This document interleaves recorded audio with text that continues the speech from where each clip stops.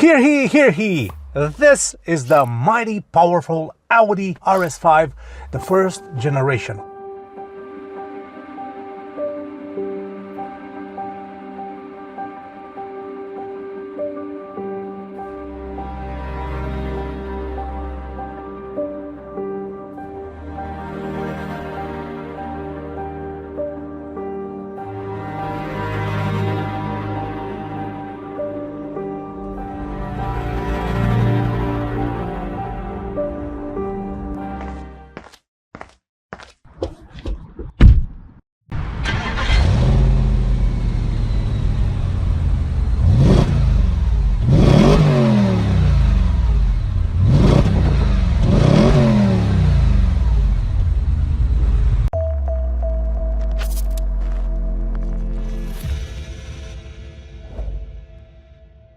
What is special about this car is the fact that this model was created in 2010 only till 2012 when it was replaced by the facelift version. So this one is quite a rare car. I'm not gonna lie, since this car came out in 2010, I always wanted to drive it. It seemed so far away from achieving that dream until today when I got it.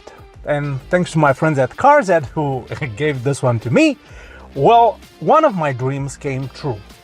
So the first impression when I got behind the steering wheel of this one was shock, was, I don't know, I was terrified because this seems very subtle at the beginning, feels very normalish in comfort mode.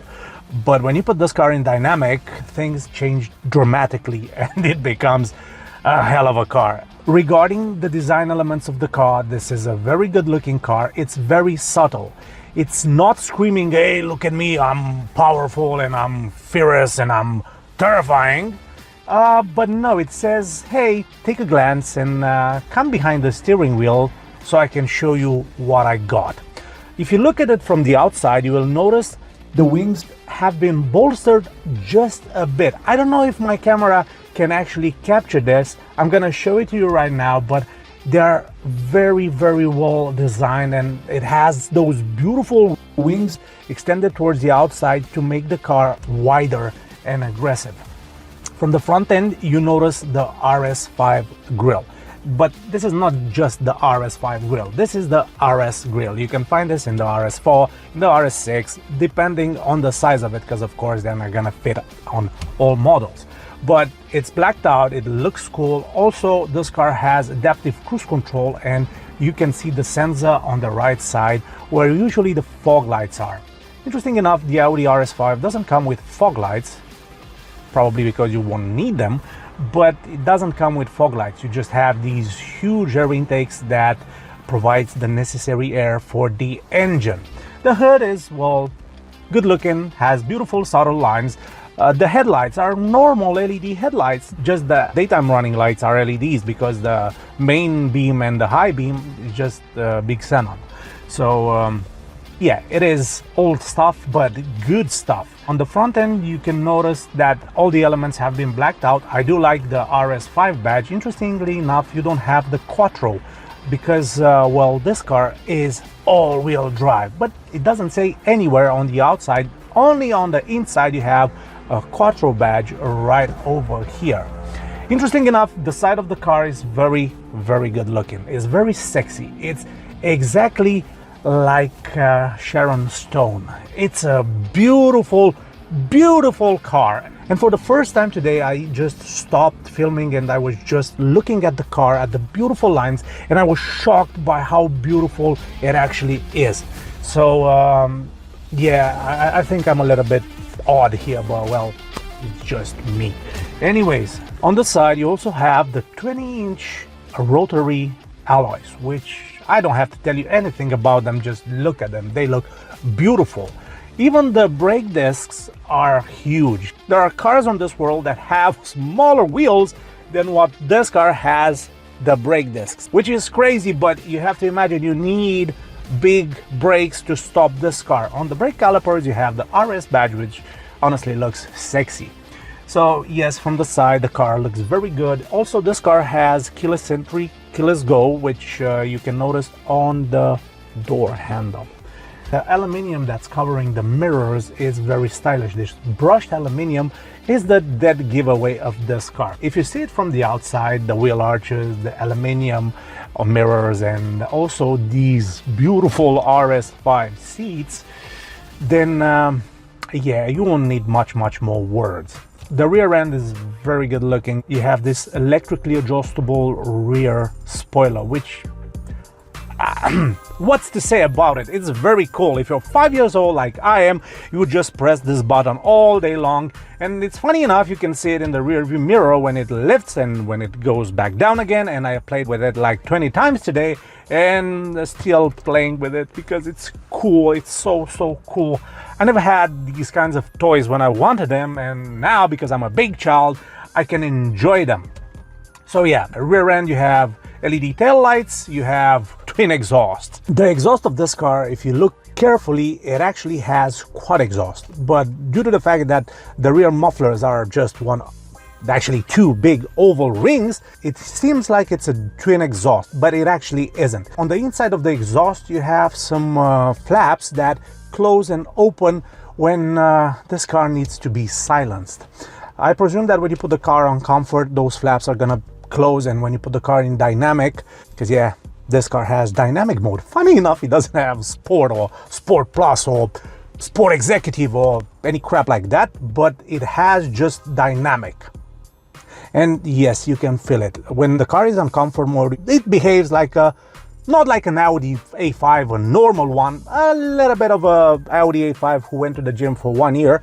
But when you put it on dynamic mode, this car goes all nuts steroid all the way. I mean, honestly, I never felt anything similar in any car. When you put this one in dynamic, hell breaks loose and it becomes the Hulk, the incredible grayish Hulk. By the way, I think this is the exactly same color that the Audi RS5 had in the Hitman movie. Yeah, probably. Anyways, get back to the rear end. You have a rear view camera, so you can see where you're backing up. Funny thing is that you do have a good visibility. The rear windscreen is wide enough, it's big enough so you can see, but probably they thought that you're gonna hit your rear diffuser and they installed a rear view camera over there. Also front and rear parking sensors. You have the RS5 badge, no Quattro whatsoever anywhere, and that's pretty much it. And as you can notice, the Audi badge has been blacked out. All the chrome elements of the car except for the mirrors have been blacked out to give it more of a Batman-ish stance. Yeah, I can call it like that. So that's pretty much the exterior. It's something that you want to stare at it all day long. So even when outside is raining, I love watching this car. Even when the rain drops on it, still looks darn beautiful.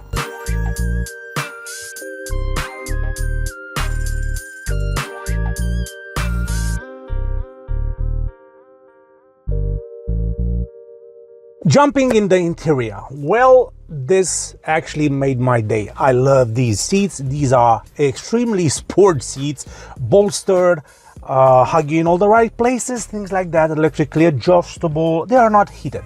This car, for some reason, doesn't have heated seats, but probably you won't need heated seats because you will have a lot of sweats driving this car. Probably you will feel like 90 degrees. Well, not probably because you're gonna be dead, but I'm sure that you won't have your normal temperature, 36-ish degrees. I think your temperature will rise when you're driving this car because, honest to God, this is insane. This is a very insane car, and today I drove it with the windows down. It's 11 degrees outside and I was hot. Anyways, back to the interior. You have carbon fiber on the door side, but also here on the main central console, which is cool. You have the RS5 on the steering wheel, you have the RS5 badges on the door sides, but also you have it in the gauge cluster.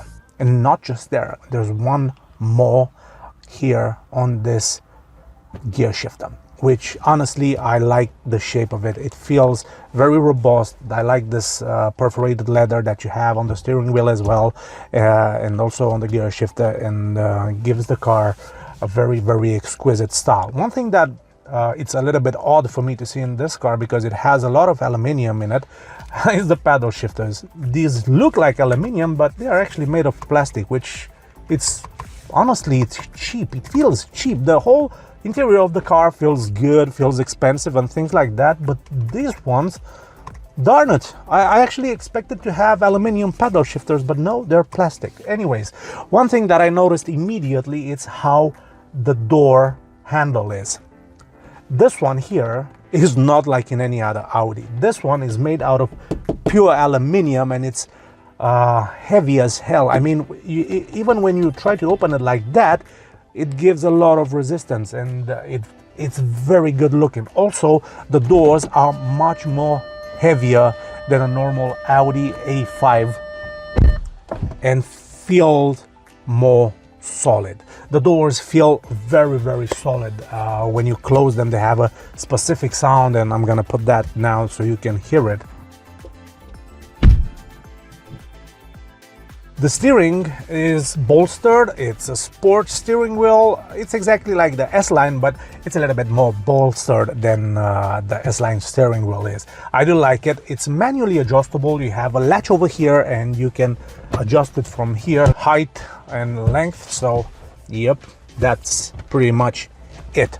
You have dual climate controls for you and your front passenger. You have air vents for the rear passengers, but also the rear passengers can actually choose from this wheel knob over here if they want hot air or cold air. I don't know exactly how that works because you don't have any degrees over there, but apparently Audi give that to the rear passengers. Also, for the rear passengers, you can see those beautiful back seats. Funny thing is that for those back seats, Audi didn't compromise anything. The same quality is back there. You have carbon fiber on the side. You have two cup holders, which they are very ingenious. They are hidden in the armrest, and you can fit large drinks in them. Regarding the rear space, I'm not gonna lie, it is what it is. It's not that big, but I fit back there. With the seat adjusted as I would sit in a car, 1.75 centimeters, and probably I drive a little bit towards the rear of the car, but this is how I drive. But even so, with this adjustment, I fit back there, and I sit comfortably. The only drawback is that being the rooftop so low, you have to crunch a bit, but it is what it is if you want to go back there. And honestly, if someone would say you have the opportunity to be in a RS5, then I would definitely jump back there. Probably I'm gonna be sick if you're gonna drive like a maniac, but it's a good place to be in, honestly. The gauge cluster is fairly basic. The only special things in it are the RS5 badge, it's the RS5 logo when you turn on the ignition, and also the fact that this one hits 300 kilometers per hour, and I'm sure it's limited to 250, so it has the dash all the way to 200 miles an hour, which it's fascinating. You have automatic lights, you have the seats with memory. What else? Well, literally not much. You have two cup holders here, which are decent. Let me have a cup of coffee. Yes. The mirror has a sensor in it, and you can turn it on and off, so you won't be blinded by people that are driving behind you with high beam like idiots. You have traction control here, parking sensors. You have a start-stop button, as I mentioned. These buttons over here are made out of this cool aluminium. I'm sure it's plastic and it has a aluminium cover on them, but they look cool. Gives the car a very elegant stance as well.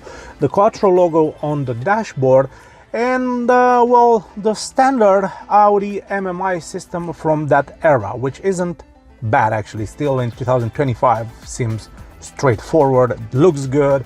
Don't have Apple CarPlay or Android Auto, and well, if you want that, you can put a adaptive module and you can have that, but well, in any other terms, it doesn't have anything like that. And also the armrest isn't big at all. You cannot fit anything here, but it's adjustable. This is something that I like. You can adjust it and it won't hit your beverages. What about the rooftop? This has some cool lines. The material is very, very top quality. It's black, of course it is, because you got a sport Audi and it has to be black. The climate controls are very straightforward, elegant, and well, that's pretty much it. Oh no, I forgot. Funny, I forgot the sound system of this car, and the reason that I forgot it's because when you have a 4.2 engine in the front of the car and quad exhaust, you don't need the sound system. But anyways, Audi provided the Bang & Olufsen sound system, which sounds incredibly good. Honestly, if this car wouldn't have a sound system, I couldn't care less, because you don't need one. I'm sure that 9 out of 10 times, if anyone drives this car, they're not gonna turn the sound system on, because you have that perfect symphony from the engine and from the quad exhaust. And honestly, you don't need to hear any radio, any tunes, anything. You won't need anything. Trust me. This is how much I love the sound of this car, the engine sound and the exhaust. I just turned on the sound system to see exactly how it sounds, and it sounds brilliant, but I actually turned it off after 5 minutes. So this is how impressed I was with the engine and with the exhaust. This video is offered by my friends at CARZET. CARZET are a specialized second-hand car dealership located in Ipswich. All the cars come with 6 months warranty, which is extendable up to 3 years. All of them have fresh MOT. If you want a part exchange, they can help you with that. If you have a low credit score, CARZET can help you with finance. And also, if you want your car to be delivered all the way across UK, well, CARZET are your guys. So check them out at carzet.co.uk. This is the infotainment system of the Audi. We have the sat nav, we have the information, we have car settings, which this is very, very interesting. We have Audi Drive Select Individual, adaptive cruise, parking system, and from here you can adjust the volume, the frequency, and you know that Audi has this and also on the rear parking sensors, the same thing applies. You have the display, which this is on and off, which this is the car pictogram that it shows when you back up or try to park this car in a narrow place. We have the Audi braking guard system, which is a very interesting system. When it feels like you are in trouble, the car actually brakes, which is, well, a good thing. You have oil level, tire pressure monitoring, windscreen wipers. This is to put them on service mode. You have instrument cluster. From here you can adjust what you see in the little screen in the middle of the gauge cluster. Exterior lighting. Here you have coming home, leaving home, auto headlights. From here you can adjust the high beam when it's actually let on by the intelligent lights. So right now it's medium. You have daytime running lights, headlamp converter. This is, I have no idea what this is, honestly, but I think this is to switch it from left to right when you're driving this car in all other Europe countries. Seat adjustment, windows, central locking, and vehicle ID number. But I want to go here into the drive select mode. So everything here, it's adjustable. You have comfort, auto, and dynamic, but also you can adjust this from the buttons down here. Yeah, you see them over here, and you can place them on dynamic. Everything switches up to dynamic. You can place it to comfort, and they gonna change instantaneously. Right now, because the car isn't on, it's just gonna show like this, but trust me, I drove it, and once you press those buttons down there, they come to life. You also have media. You have, for example, the radio, you have TV, you have external audio input, you have jukebox, and also external AV input. Funny thing is that this car doesn't have Bluetooth, which is well, a little bit annoying, but well, you have auxiliary connection. So yes, you see Bang & Olufsen, sounds incredibly good, and that's pretty much it in the infotainment system. You also have phone, and yep, that's all, folks. The gem of this car is the 4.2 petrol engine with the 7-speed automatic gearbox, and the all-wheel drive system sends this car from 0 to 60 in an impressive 4.6 seconds. And from 0 to lose your license, well, probably not far than 5 seconds. And it's impressive because it feels very, very fast, and not just feels, it is very, very fast. And also this car is not heavy. It has 1.8 tons. And it has 450 horsepower and 430 Newton meters. This car is exceptional to drive. Honest to God, I'm so shocked by the amount of power and grip that this car has that honestly I was speechless when I drove it for the first time. I drove the R8 and that one feels even more insane than this one. But the funny thing about this one is that you can drive it day to day, and if you put it on comfort, the car is gonna behave normalish. I mean, even the engine is quieter, the suspension is more comfortable, the steering becomes more loose, and feels like a day-to-day Audi A5. But when you put this car in dynamic, all hell breaks loose and you have a beast to go on the circuit with it. So yes, it's truly amazing what Audi did with the RS5. I'm honestly shocked. Maintenance and what it costs to own a 2011 Audi RS5 in the UK. Well, it's like having a pet lion. Powerful, beautiful, and always hungry for cash. Annual maintenance? Well, this costs between 1,000 up to 2,500 pounds. Oil change? Haha, starts from around 160. A full service? Well, that goes up to 600. Gearbox oil? Funny, 330, but also you may have to include the filter as well, and that will set you back a couple of hundreds more. Brakes? This is where the magic happens, because this will set you back more than 2,000 pounds. Yep, really, they are that expensive. You have to keep in mind that this is not just a car. It's a financial commitment with a V8 soundtrack, but every time you hear the engine roar, your wallet quietly forgives you. Well, almost. So now it's time to put the seatbelt on. One annoying thing is that you don't have a seatbelt handle, as the BMW has, or the Mercedes. I don't think the C-Class has it, the E-Class has it, but this one doesn't have that latch which gives you the seat belt, so you have to reach all the way back here, and if you're not a slim person, this can affect your bet. Anyways, it's time to drive this car. It's time to start the engine.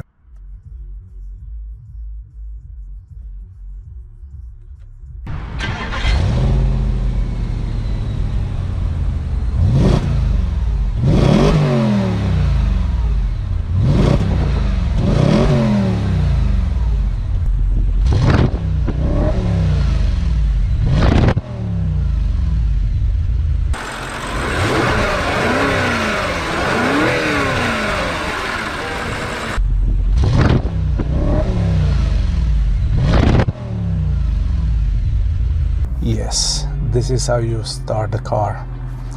Brilliant. Put the car in drive, put the parking brake off, and let's go. Yeah. Oh boy. This feels this feels like I'm 5 and Christmas is just here. So I'm not gonna drive like a maniac. I'm just gonna put the car in dynamic for a bit, and that's it. Just for a bit. Close the windows, or nah. Let's see the sound of the car. I don't know if you can hear it, but oh, oh God, oh God, oh God, oh God, oh God.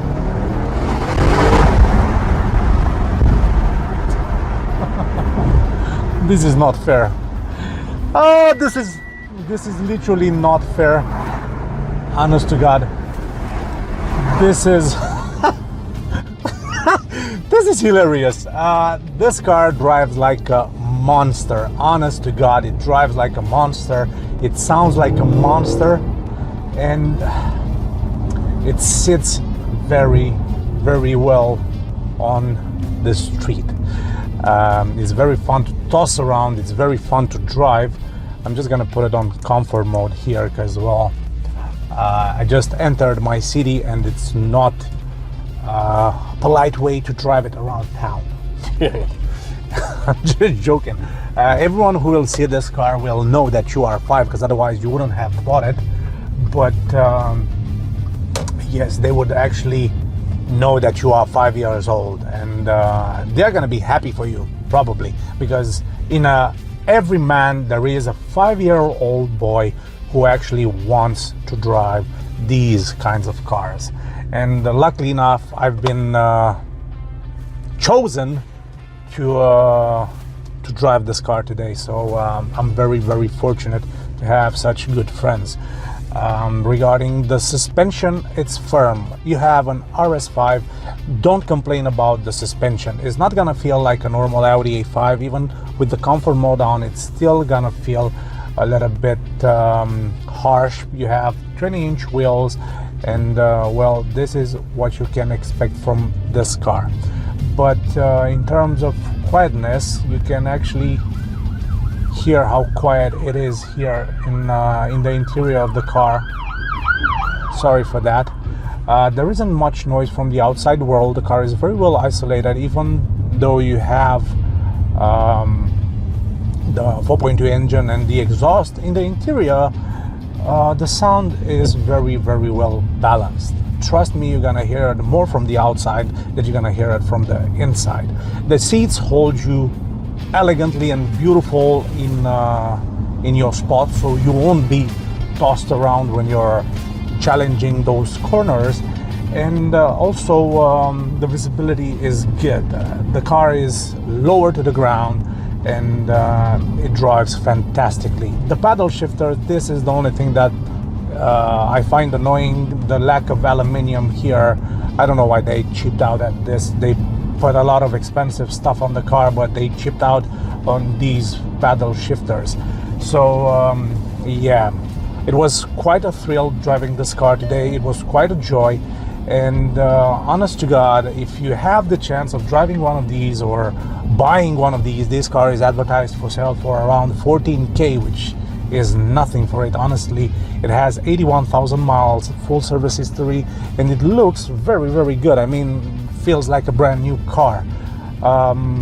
There's not much to say about it, honestly. It's a brilliant car. I love it. So yes, that was it for today, guys. If you're thinking of buying one, you might want to hurry up, because these cars are going up in value, and they are gonna be very, very desirable cars in 5-10 years, and there are not gonna be many left on the road. Anyways, have a good day. I shall see you in the next episodes, and thank you for being here with me.